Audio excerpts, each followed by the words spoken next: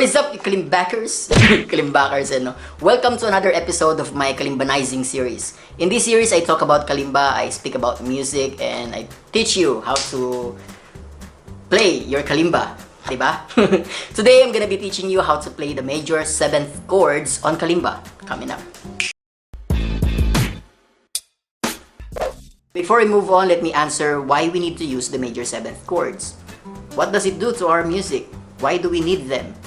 Okay, number one, we use the major 7th chords so we can explore other musical genres. So last time I played a pentatonic scale over the major 7th chords, and hear how it sounds like.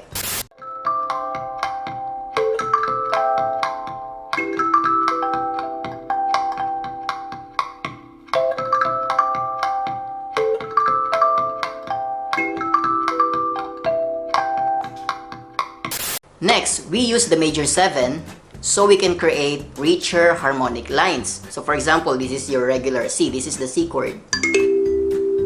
And this is your C major 7.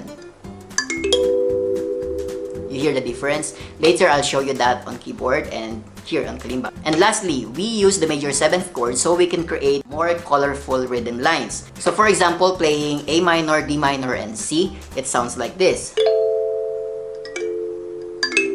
But if we add the major 7th chords, it may sound like this.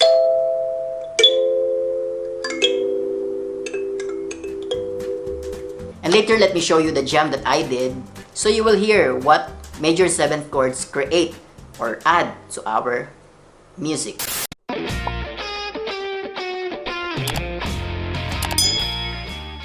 Alright, there are 5 different types of 7th chords, but we cannot study them all.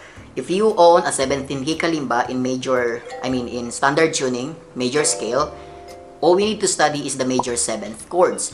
Because studying other types will not help us that much. It is just pointless to study other types because you own a major scale right here on your thumb, right? Now, what is major 7? To understand major 7 easily, you just need to think that there is an additional note from your chord. And that is the major 7 or the extended 7th. And you can form the major 7th chords by having the triad. If you don't know what triad is, I made a video about that. Click right here. Okay, so you have the triad, the three note chords, and you add the extended 7th or the 7th note from the root note. Later, we will go into that. We have the keyboard and Kalimba. We will study it further so you can use it after this video. So I encourage you not to skip this video and you can learn it. So here are your Kalimba chords. We have the major chords and the minor chords. So taking C right there. C is actually C major, but we don't call it C major. By saying it's C, it is C. Okay? Now, adding the 7th major, we say major 7th or major 7. C plus major 7 is C major 7. Alright? It is not C7 because C7 is the dominant 7. That's another type. Now, we have there the E minor. If we add the major 7, we call it E minor major 7. Okay? Not E minor 7 because it is not dominant. E minor 7 is E minor dominant 7. Okay? That's another type. Therefore, major 7 and dominant 7 are two different things. So in this video, we're studying the major 7th chords. Alright, we're not going further into that. We're not going too much into technicalities. But I just want you to understand that we're studying the major 7th chords. And I'll show you how to do it in your Kalimba. Alright, so now we go to the Kalimba notes. We have here number 1. That is your C. 1, 2, 3, 4, 5, 6, 7. And this is your C, the octave, right? C, C. You have another 1, 2, 3, 4, 5, 6, 7. And this is your last C. Okay? And we have 2 more additional notes. 17-key Kalimba is from here to here. Okay? Now, forming the chords of Kalimba, we use triads.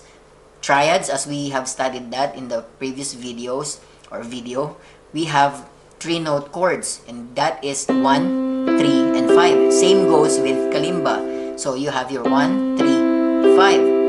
Adding the major 7th, you just need to add the extended 7th of the note. So if this is 5, this is 6. in major scale, and this is 7 in major scale, right? So you have 1, 3, 5, 7th, or 7.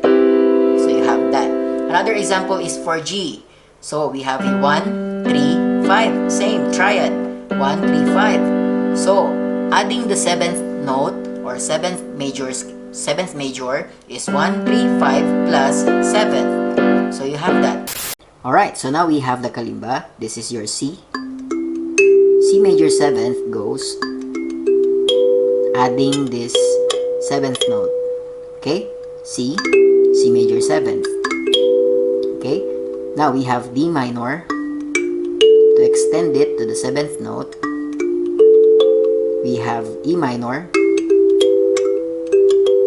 To extend it to the 7th note, okay, we have F. To extend up to the 7th note. Alright, we have G. To extend it, we have A minor, extending to the 7th note, and finally we have B diminished. To extend it. So those are the chords. We just extended your triads up to the 7th note.